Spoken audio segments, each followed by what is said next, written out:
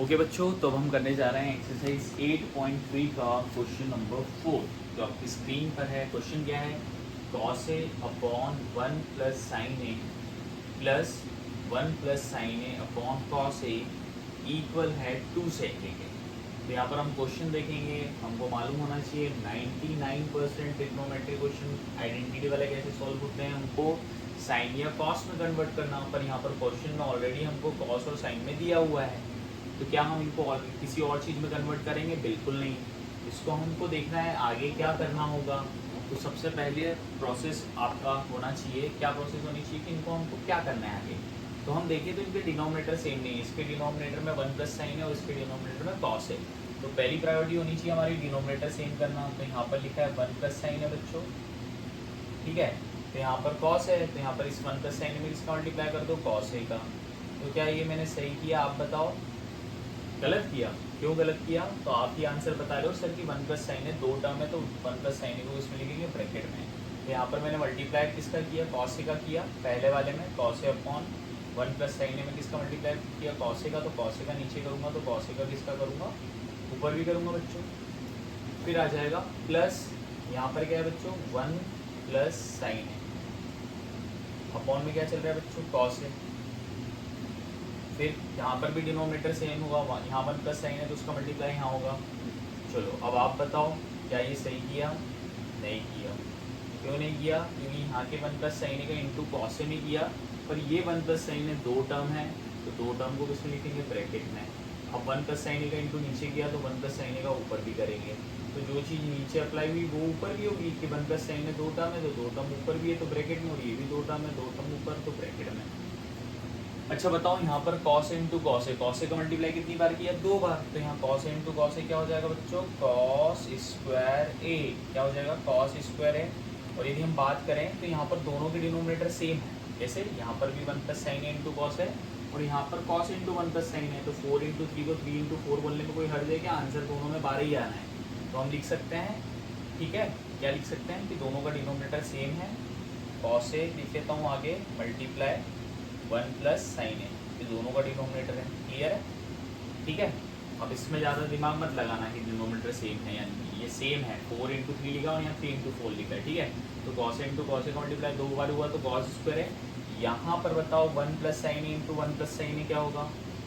क्या होगा? 1 plus sign का इंटू 2 बार हो रहा है, मतलब यहाँ पर होगा 1 प्लस साइन ए ब्रैकेट में लिखने के बाद 2 बार लिखा है, इसलिए क्या लग जाएगा बच्चों? होल स्क्वायर लग जाएगा। क्या लग जाएगा? Whole square. अब मुझे मालूम है कि सभी बच्चों को a प्लस बी का होल स्क्वायर मालूम है। मालूम है a प्लस बी का होल स्क्वायर क्या होता है बच्चों? A square plus B square plus 2ab। तो यहाँ ब्रैकेट में आगे a दिया है आपका, तो a क्या है बच्चों? आपका 1 है, कॉमा प्लस b दिया हुआ रहता है, तो b आपका क्या है बच्चों? साइन है। तो b इक्वल टू क्या हो गया आपका? साइन। ठीक है। तो यहाँ पर हमने सिंपल लिख दिया कॉस स्क्वायर को, तो हम जैसा है वैसा की वैसा लिख देंगे, कॉस स्क्वायर प्लस यहाँ पर a प्लस बी का होल स्क्वायर करेंगे तो a का स्क्वायर दैट इज 1 का होल स्क्वायर प्लस b का स्क्वायर, b आपका क्या है? साइन है, तो साइन a का होल स्क्वायर प्लस 2 इंटू ए क्या है आपका? 1 इंटू बी क्या है आपका? साइन है। ठीक है, ज़्यादा ऊपर हो गया तो इसको सिंपल बना लेगा ऐसा, ठीक है। अपॉन में डिनोमिनेटर में क्या है? Cos A bracket 1 plus sign है, ठीक। ये हो जाएगा आपका कॉस स्क्वायर है प्लस 1 का होल स्क्वायर क्या हो जाएगा बच्चों? आपका 1 प्लस साइन ए का होल स्क्वायर आपको क्या हो जाएगा बच्चों? साइन स्क्वायर है प्लस ये आ गया आपका बच्चों 2 साइन ए, क्या आ जाएगा? 2 साइन है। अपॉन में क्या आ जाएगा बच्चों? आपका कॉस ए 1 प्लस साइन ए, ठीक है बच्चों। अब यहाँ पर आप देखोगे जो ऊपर लिखा है ये बड़ा अजीब लग रहा है, इसको ऐसे लिख देता हूँ, ठीक है। यहाँ पर आप देख रहे हो कॉस स्क्वायर ए प्लस साइन स्क्वायर ए दिया हुआ है, तो ऐसी कोई आइडेंटिटी है क्या? बिल्कुल है। कॉस स्क्वायर ए प्लस साइन स्क्वायर ए इक्वल किसके होता है बच्चों? 1 के, है ना। तो यहाँ मैं रीअरेंज कर लेता हूँ पहले, तो आपको नहीं समझ में आता है मैं बता देता हूँ कि यदि कॉस स्क्वायर है, इसको हम रीअरेंज कर सकते हैं, मतलब 1 को आप आगे लिख दो प्लस कॉस स्क्वायर को बाद में लिख दो प्लस ये हो गया आपका साइन स्क्वायर है प्लस ये आपका हो गया 2 साइन है अपॉन में क्या हो गया बच्चों दैट इज कॉस है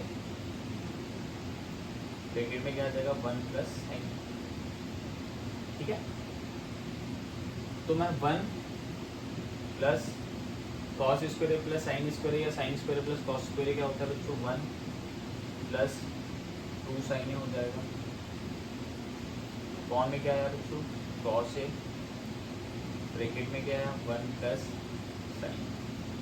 ठीक है, 1 प्लस 1 कितना हो जाएगा बच्चों 2 हो जाएगा, तो ये हो जाएगा ऊपर 2 1 प्लस 1 2, ये हो गया ऊपर 2 प्लस 2 साइन है अपॉन में क्या आ जाएगा बच्चों कॉस है फिर ब्रैकेट में क्या आ जाएगा 1 प्लस साइन। ठीक है, अब देखो यहाँ पर भी 2 आ रहा है यहाँ पर भी 2 आ रहा है, इसको मैं आगे कर लेता हूँ। यहाँ पर भी 2 आ रहा है 2 आ रहा है, तो मैं यहाँ पर 2 को क्या ले लेता हूँ कॉमन ले लेता हूँ, क्या ले लेता हूँ कॉमन। अब यहाँ पर 2 को कॉमन लिया मैंने तो यहाँ ब्रैकेट लगेगा, अब यहाँ से 2 बाहर आ गया तो कुछ नहीं बचा 1 प्लस यहाँ से भी 2 आ गया तो कुछ नहीं बचा, अब सिंपल क्या बच गया साइन है अपॉन में बच्चों क्या बचा कॉस है ब्रैकेट में 1 प्लस साइन। ठीक है बच्चों, अब यहाँ पर ये 1 प्लस साइन से ये 1 प्लस साइन क्या हो गया कट हो गया, सिंपल क्या बचा 2 अपॉन कॉस 2 अपॉन कॉस। और यदि मैं 2 को सिंपल लिख दूँ तो 2 क्या होता है 2 इंटू 1 तो 1। अब देखो आपको मालूम है कि 1 अपॉन कॉस से क्या हो जाएगा 1 अपॉन कॉस से इक्वल टू क्या होता है बच्चों सेक है, यहाँ पर आपको दिख रहा है 1 अपॉन कॉस से, तो 2 इंटू 1 अपॉन कॉस से को मैं क्या लिख सकता हूँ सेक है, तो 2 इंटू सेक क्या हो जाएगा मेरा 2 सेक। तो आपने देखा कि हम LHS को सॉल्व करते आए और जो हमारा फाइनल आंसर आ रहा है वो किसके बराबर आ रहा है RHS के। हम लिख सकते हैं कि जो हमारे LHS है वो किसके इक्वल है RHS। ठीक है, अब हम एक्सरसाइज 8.3 का क्वेश्चन नंबर 4 का थर्ड अगले वीडियो में करेंगे, तब तक के लिए थैंक यू।